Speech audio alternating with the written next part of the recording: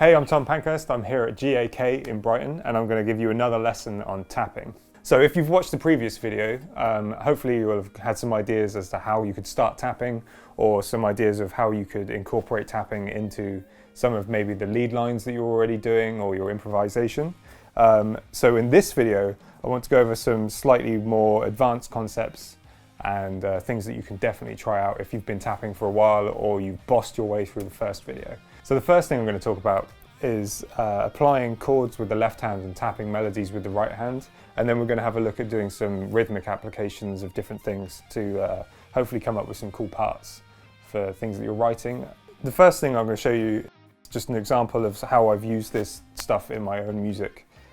This is from a track of mine called Lunar Wave, where I'm tapping chords with the left hand and I'm tapping a melody line in the right hand, and that's just one part. So the reason I've done this is that instead of having two guitar parts, we can just combine both of them together and you can just do them at once. And it also sounds different because you're getting a different effect when you're pulling off to the strings. So let's see how it sounds.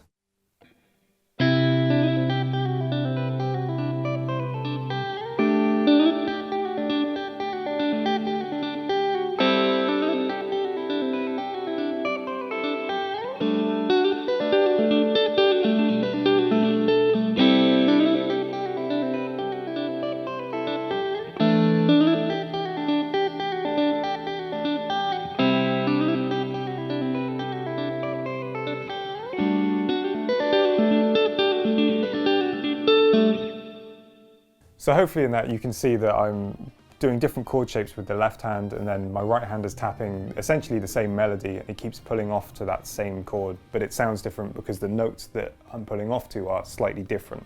So there are a few things that will help facilitate this. The first thing that I'm doing is I'm strumming with the right hand as opposed to picking, so which means that if I want to hit the chord shape, I'm sort of doing that with my fingers as I'm going before I tap. So it looks like that. I'm using multiple fingers on the right hand as well, just to do different patterns on it. It's essentially the same as just using one finger, except you're using two.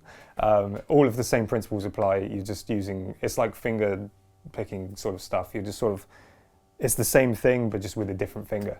So the other thing that I'm doing as well is that I'm adjusting where I'm tapping the melody with the right hand, because it's basically exactly the same notes. It's all around E minor. But depending on where you're tapping, you're going to be pulling off to a different note on the left hand. So for instance, if I'm playing this shape, it's going to sound different to if I tap that, because the notes that I'm pulling off to are slightly different, and you can use that to your advantage. So now let's have a look at some rhythmic variation examples. For this one, I'm going to be doing the chorus section of the same track, and I'm using the tapping not as a source of melody, but more of like a rhythmic concept, because it sounds really bouncy. The best way is to just show you, so I'll show you.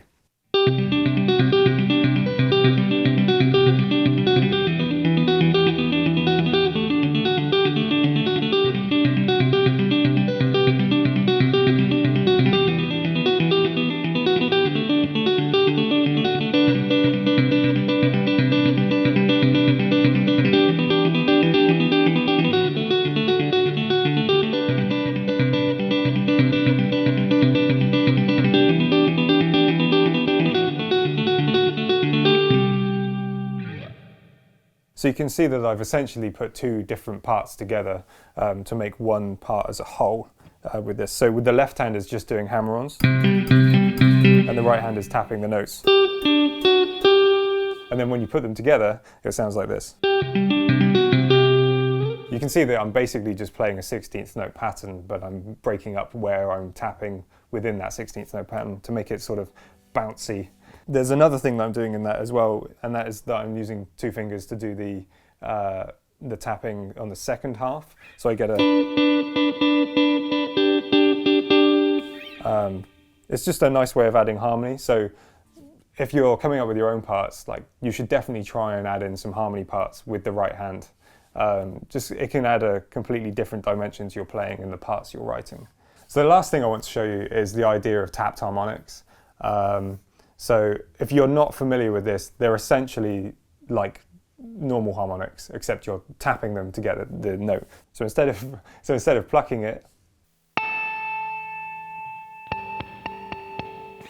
this means that you can do kind of cool chord shapes and manage to tap the entire chord shape as one. Let me give you an example.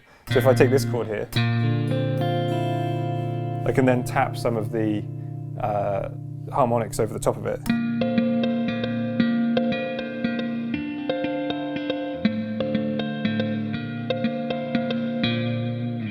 So the way that I'm doing that is I'm essentially just hitting exactly over the fret wire with my tap. So whereas before you'd be tapping in between the frets, when you're doing the tapped harmonic, because that's the source of the note is actually on the fret, you want to be tapping directly over the fret. So you'd end up with this. So I'm actually tapping here as opposed to here. You can obviously do all of these shapes an octave up from your original chord shape. So if you're playing 6th fret down here, you're going to be playing 18th fret up here to get that harmonic. There are obviously other harmonic nodes which you can hit to get different harmonics out of it, but I think that's quite a good place to start. So hopefully you can see that you can use tapping in a variety of ways to expand your own playing. I've used it in a melodic way and in a rhythmic way to support the things that I'm doing within the track, but it also sounds nice by itself. Tapped harmonics also really cool.